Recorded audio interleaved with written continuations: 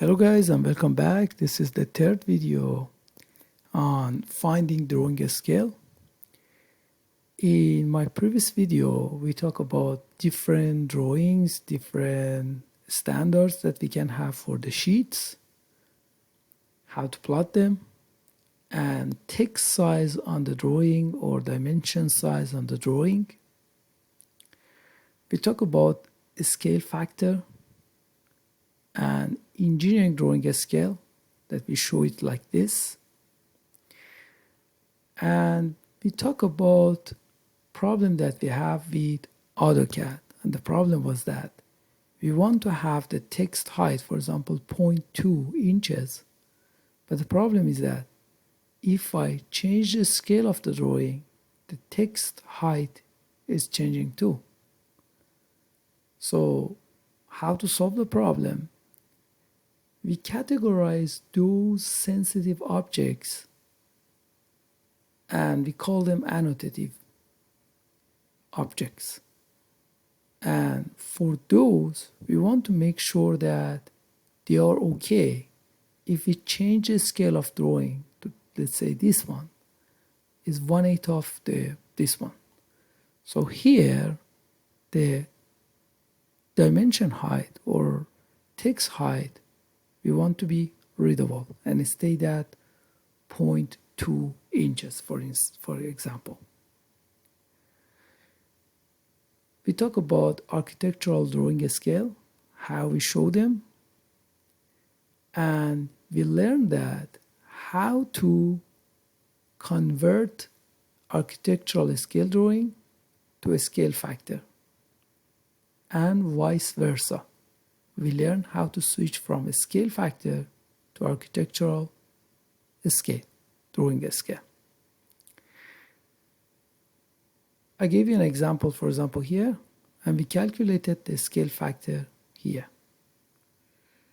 Now just imagine, in civil engineering, we are dealing with buildings, and buildings are huge comparing to sheet size. The largest sheet that we are using is E size, and that's 34 by 44 inches. So it's like 3 feet by something around 4 feet. So it's not that big comparing to a building that, we're talking about hundreds of feet usually. So for that reason, the scale factor, usually the number of a scale factor is a very small number. Is smaller than 1 for sure. Here in this case, for example here, is around 8,000. So you like making everything super small to fit it on the drawing sheet. So as a result, the scale factor number is always small and it's very hard to memorize it. Can you memorize this number? It's very hard to memorize the number, and usually the numbers are very weird too. So now let's have a look at something else this time. Just imagine, this is my drawing and this is the result. This is a little bit different, by the way. This is the drawing. And just imagine that here is the garage and I don't have the door size for the garage, and just imagine that there's no dimension here. So what I can do, by having the scale of the drawing, I can use a measuring scale, bring it here and measure from here to here, and by having this one and going to the scale of the drawing, you can find the actual size of the door. And it's the same thing that you can do it this way too. You can measure the door's width, and by the scale you can find the reading of this measuring scale here too. It's the other way around. So I want to talk about something new, which is inverse of a scale factor. The problem here was that when you read this one, it's a little bit confusing. For example, I come here and I measure from here to here, and I see that, for example, it's 1 inches. So, okay, it's 1 inches. So what's going to be the actual width? Now it's a little bit tricky. You have to be very, very good with math to say that 332 is 1 foot, 1 inch is equal to how much? And so you have to find the unknown width just from that equation. To make it simpler, I want to do it as another way. So I'm going to do it this way. I'm going to define something else. I'm going to call it inverse of a scale factor. This was a scale factor. We said that A divided by B is K, K divided by 12 is a scale factor, or basically A divided by B times 12. We call it a scale factor. Inverse of a scale factor is inverse of this number. So it's going to be 12 divided by K, or B times 12 divided by A. So let's give you an example. The same example that we had before. It was 332 equal to 1 foot. That was the architectural scale. So scale factor, I calculated it and it was 0.007825. If I calculate the inverse scale factor, it's going to become 128. So which one is easier to remember? 128 or this number? Of course 128. So now on, we're going to deal with inverse scale factor. Sometimes people call this one a scale factor. Is it correct? Of course it's correct. Why? Because using that scale factor, we were sizing the drawing, the view to this one, reducing the size to this one. And from here, you can go back to this one.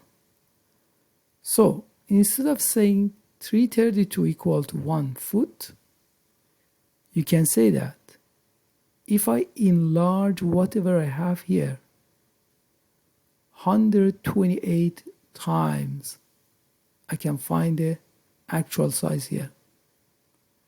If I have something here, I measure it and divide it by 128, I can find this one on the drawing. So this makes it very, very easy for us. So we're going to deal with this 128. And sometimes we call it a scale factor. But don't forget, this was inverse of a scale factor.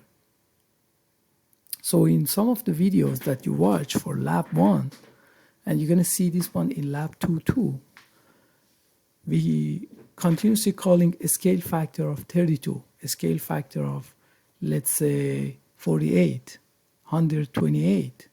So by saying those, we're talking about inverse scale factor. So what was the question? What was the problem? Probably you forgot by now. The problem was this. We had a view with some dimensions and text around it.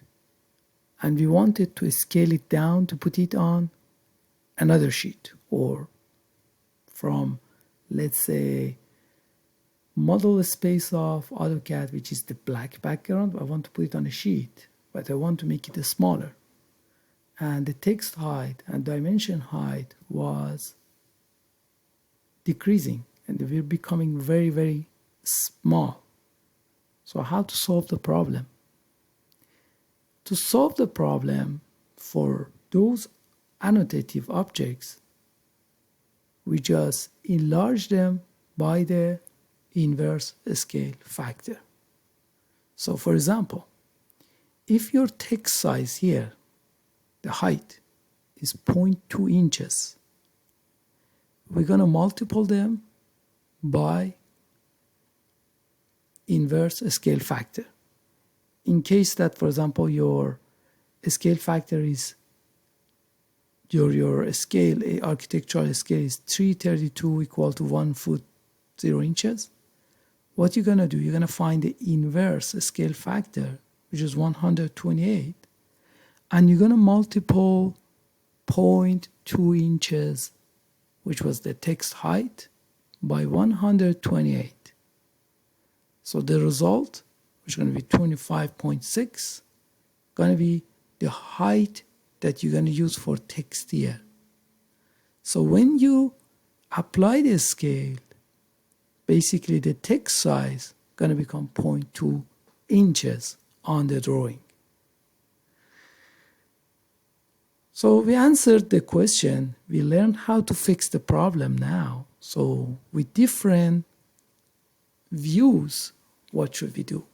If I have a drawing with several views on it, some views are small, some views are larger. So they have different scales. What should I do about that case? So to answer this question, you have to go to AutoCAD and we have to learn more about AutoCAD. So if I go back to AutoCAD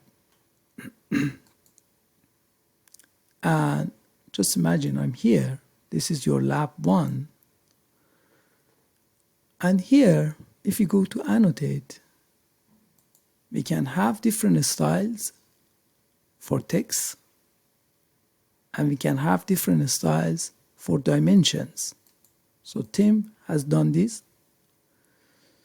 So for different views, we can use different, basically, styles for each one of them. So this is the solution for that case. In my next videos, I'm going to talk more about this topic.